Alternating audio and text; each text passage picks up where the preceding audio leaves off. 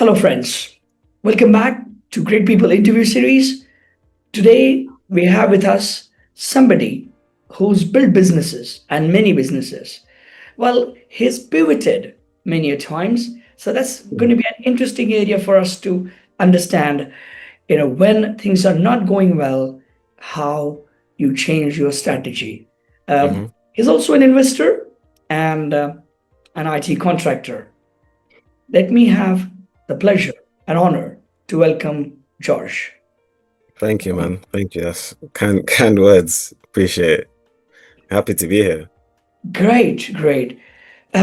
Just to get started, Yeah. George, um, which of your areas you would like to talk first? Being an IT contractor, um, a CEO of HostHelp.net, um, or an investor? I'm happy to let you pick. It's your show. Well, well, I think there's going to be audience all across. So let's get on with the investor bit first. Sure. How and when you became the investor and what you do as an hmm investor today. Sure. So I guess for me, apparently from young, I've always said I wanted to get into investments and well, get into investing in businesses. I don't know why. I think quite early on, my parents are my parents came here, so they wasn't born here. Obviously, I was born here. And a lot of their friends had businesses, so shipping businesses, shops, cash and carries, that kind of stuff. And there was always like my parents or my dad mainly would always take me to these kind of places. So I guess and I always heard conversations of investing. So I think I just thought, yeah, this is what you do when you grow up, right? Um, so I heard a lot more about it, and I can't remember the point that it was, but I somehow subscribed to Hargreaves and Lansdowne somehow.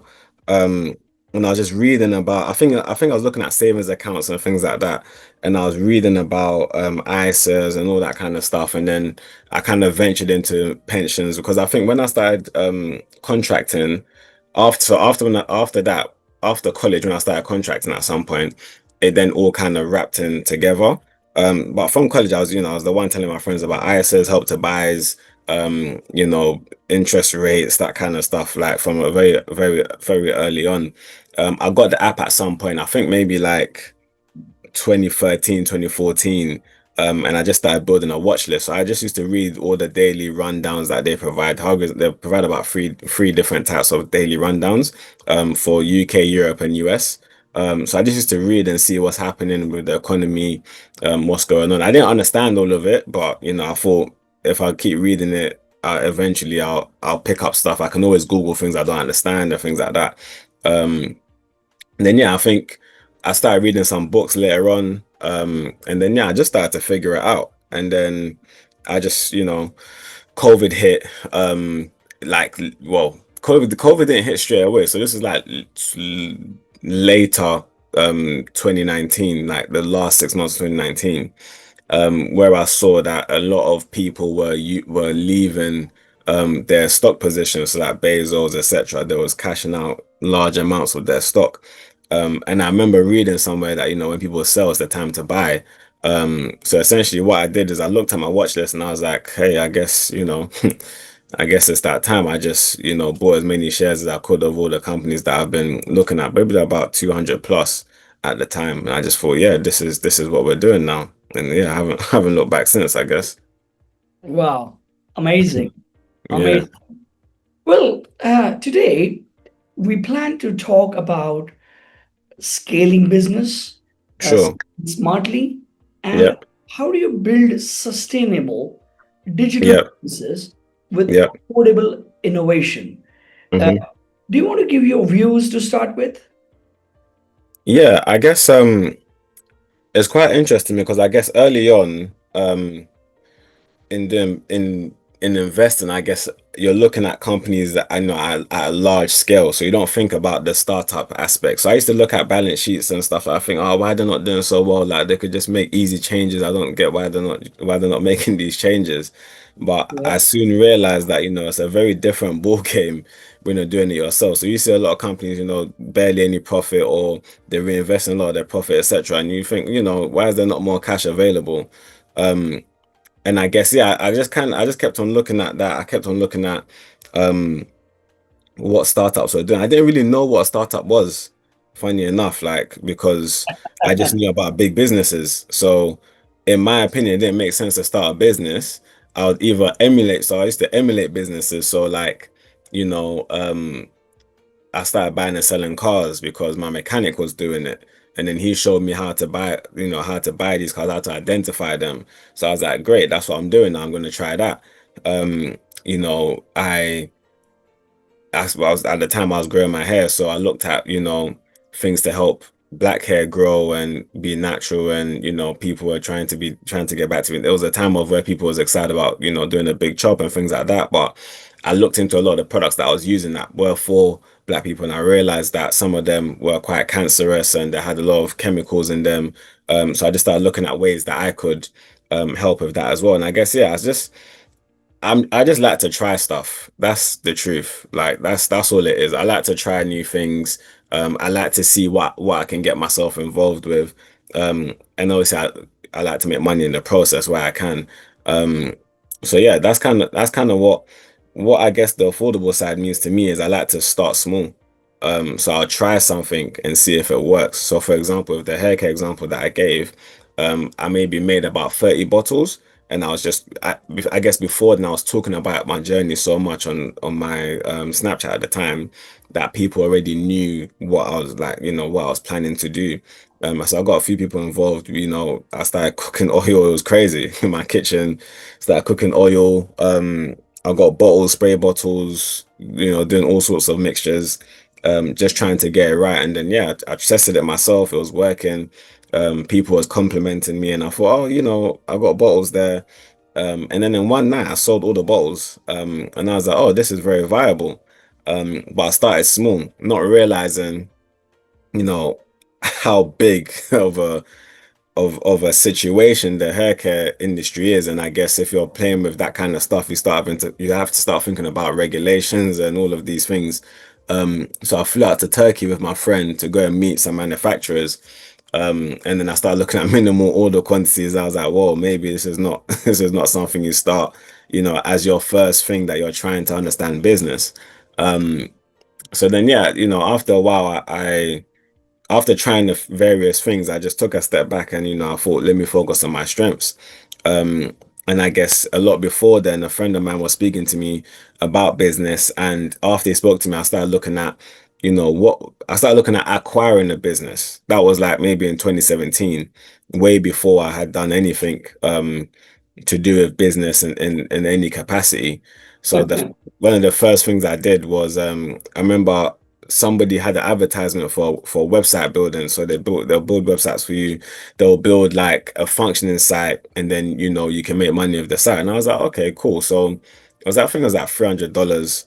Um and it was a travel website, and they'll set up all the affiliate stuff for you. All you need to do is sign up and give them your credentials, and then they'll set up for you. So I tried that out. Then I realized, okay, so marketing is a real challenge because you can always get the products, you can always get what you need to give to the customer, but marketing and I guess sales and marketing is the real challenge because obviously marketing will come first because that's, you know, awareness, that's people being, you know, understanding what your product does, how it works, how it can benefit them, what's in it for them. And then the sales side is being able to then, you know, convert the person once they're interested in your product. And yeah, I guess I realized, so I guess that business, we can say that business failed because I didn't continue, I didn't pursue it after I made a little bit of money from it. I just kind of stopped. Don't know if it failed, but we can leave that to the audience. But I didn't realize that marketing was a real challenge. That's kind of stayed in me for a little while, and then HostHelp kind of came about because I was on that same website again. Because at that time, I had already, you know, I paid for the website. I then bought some apps. I wanted to see how all of these things work. Like, how do you upload the app to the app store? How, you know, when you get a website, how do you host it? Like, it was just little things that I didn't really understand before because you just go to a website, right? You don't think about the hosting, you don't think about none of that stuff. But I'm quite I want to know how things work. So I guess that's kind of where, you know, the thought process came from. And then yeah, I just, you know, I thought let me try it. Um I looked at HostHelp. I thought it was a great business. I thought it was making money at the time, and I thought it always makes sense to buy something that's already making money because then at least you can make your money back in case if when you start putting money into it, you won't feel like you don't know what's going to happen if that makes sense. Yeah. So yeah, it was just it was kind of interesting in that way, and then I just kind of took it from there. Really, I don't know if that answers your question, but I hope it does. Yeah. So I think we let's talk a little bit about scaling, uh, Right, and especially building digital businesses. Uh, right. so uh, any of your ventures you want to share, or as an example, where I think we can talk about scaling. Yeah, What you for exactly sure. did? How did you manage the scale? For sure. I guess HostUp I mean, both of them are a good example. Obviously, the newsletter is a bit more early, and I can touch on that very quickly, Yep. because we're still in the early stages of, sub 1,000 subscribers. Um, One thing that HostUp taught me was that client acquisition is the key to success. Because is one thing. I guess that's double-sided. So there's client acquisition, there's also client retention, because both things can really make or break your business. Bringing new clients is essential. Keeping them is even more essential because they can also act as referrals and also they can also act as additional marketing for your business, right? Um, Yep. so when I looked at, because it took me a while to figure out which direction I wanted to go with UK Financier, and the idea is actually born out of Wholesale because we started doing newsletters first with HostUp and I realized how good it was, but I never pursued it after. Um, but then, yeah, UK Finance said because it was like another passion of mine, finance, I wanted to share it with people. I created a group on WhatsApp. People was talking. I thought, oh, you know what? Would you guys want me to do a newsletter so that, we can share it with other people and, we can start learning about the markets together kind of thing. Or I can share what I'm learning and, you might find it useful.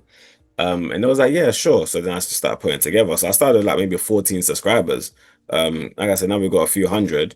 Um, and that's mainly because the client acquisition strategy for that newsletter is on point. So I know that if I can spend $2.80 per subscriber and now amass subscribers very quickly. So I know what budgets we need to put in place. I know the content is like everything about that business is very structured because it's so simple to me. It just it's just common sense to me. You produce the content that people like, they read it, they share it, and you can also, acquire, you know, different subscribers because there's like maybe 4.5 or so billion people that read newsletters on a daily basis. Um, and if you plug your newsletter into other newsletters, you can easily acquire new subscribers because everyone is interested in the same things. Um, so yeah, it's just that works quite well. But I guess on the host up side, it was very difficult because we started off, like I said, we bought the company, it was a market research company. Um, and I guess at that point it was very difficult to scale. I brought a few people on, maybe like 30 of us, to kind of look at the business and just flip it and switch it and see what we can do. Look at the industry, look who else is doing what we're doing. We couldn't really find it, and even till now, we can't really find direct competitors because we provide like 11 products and services. It's Wow. We're in different spaces. So we're not just like, we provide hosting, we provide domains, we provide branding, we provide marketing, we provide and that's double sided. We've got the platform and we provide the service as well. We provide SEO platform and the service as well. We provide website development and the maintenance and analytics as well. So all of Wow. our stuff kind of coupled together. Um, so it was very difficult to figure out because people start off to do a competitive analysis, but our competitive analysis is for different companies because people that provide products don't really provide services. Like a hosting job, for Yeah. example, provides straight hosting and domains. And I think hosting is probably their main thing and domains is secondary, funny enough. So it's very interesting because we then find it hard to position ourselves or figure out where we stand because we're such a unique business. Um, Yeah. so yeah, but it didn't get there straight away. We had to really test and do different things and try to figure out. But now I looked at the space and I was like, we're not full-blown market research.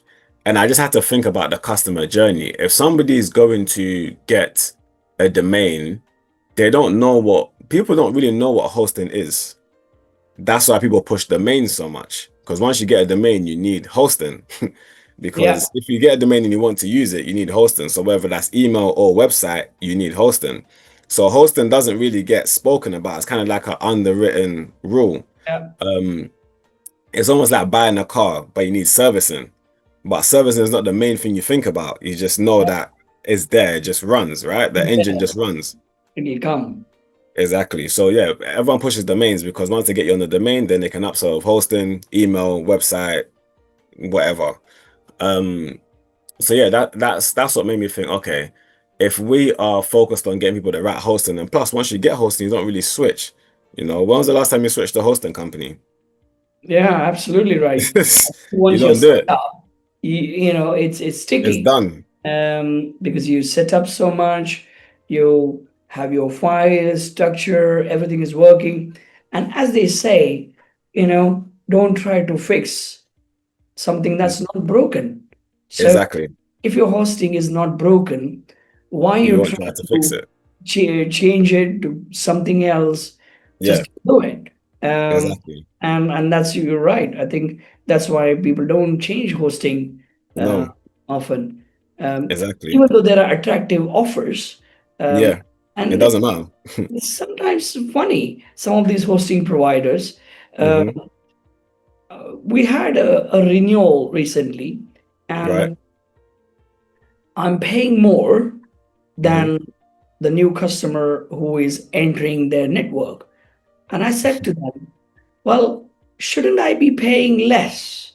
Yeah. So you have all the offers to get the new customers, Hmm. and the existing customers, you want to pay more. Yeah, they're not thinking about you. That's so unfair. It is. And that is making me feel that I might go away, because I Yeah, think they don't honor my loyalty to their platform. of course. And And it's I might as well interesting. join in as a new customer, Well, the discounts. yeah, no, I agree. I think it always gets difficult on that side because you reduce pricing, but it doesn't automatically obviously reduce for everybody else. And I guess Yeah, that's like the business angle you have to kind of think about because they'll reduce the pricing initially, but then it will change in a year or two. So then it'll go back yeah, to the normal price. It's just like an introductory offer. But yeah, because hosting is so long term, it feels like the new customer is getting a great deal, but all yeah, they're getting is an introductory offer. Do you get what I mean? yeah, Um, what we've tried to do, we haven't raised prices at all on all our basic hosting packages. We raised it on our ultimate package because we felt like it was too cheap, and we only raised it maybe like £3 or something. It wasn't crazy, um, yeah, just because I felt like an unlimited package should cost more for someone to feel like it's unlimited. It's yeah, weird, but that's just how the human brain works, right? And even now, at where it is, I still think, we could probably hike it a bit, but we're not. I'm not too like, it's so weird to say, but I'm not too focused on the like making our products extremely expensive or I don't feel like that makes sense because of where we are. And I think because of what the business is, when I started building whole stuff, I was thinking about the person like myself that yeah, might be working, might not be working, and they want to build their business, their side hustle. They might not have a lot of capital to do it because even now at our prices, some people still struggle to do it, and that's understandable because you've got a full-time job, you've got your expenses. It might be hard for you to pull out a bit more and invest in what you're trying to do, especially if it's like a recurring nature, whether it's yeah, monthly or yearly. And you still, that's just the digital angle. You're still thinking about building the business itself. You got other things to think about. So yeah, in my mind, yeah, I built it for people from a similar background, that want to try to build something, that want to, do something else other than work. So our prices kind of reflect that humility, I guess, and our support within, somebody's progress, starting from scratch and then moving on to the next phase. yeah. Definitely. I think this. nice way to kind of take a pause here. 'Cause I think you have lots of things to share, but Of we have limited time. And course. I think we covered lots of areas of how you can pivot in your business, how you can Yeah. scale your business, Yeah. uh, digital presence, and so on. So Yeah. I think it was an amazing discussion. I'm sure audience will have lots of takeaways from this. Thank you, Hmm. George. Thank you for very No much for problem. your time. I appreciate the shout out. Honestly, it's big for me.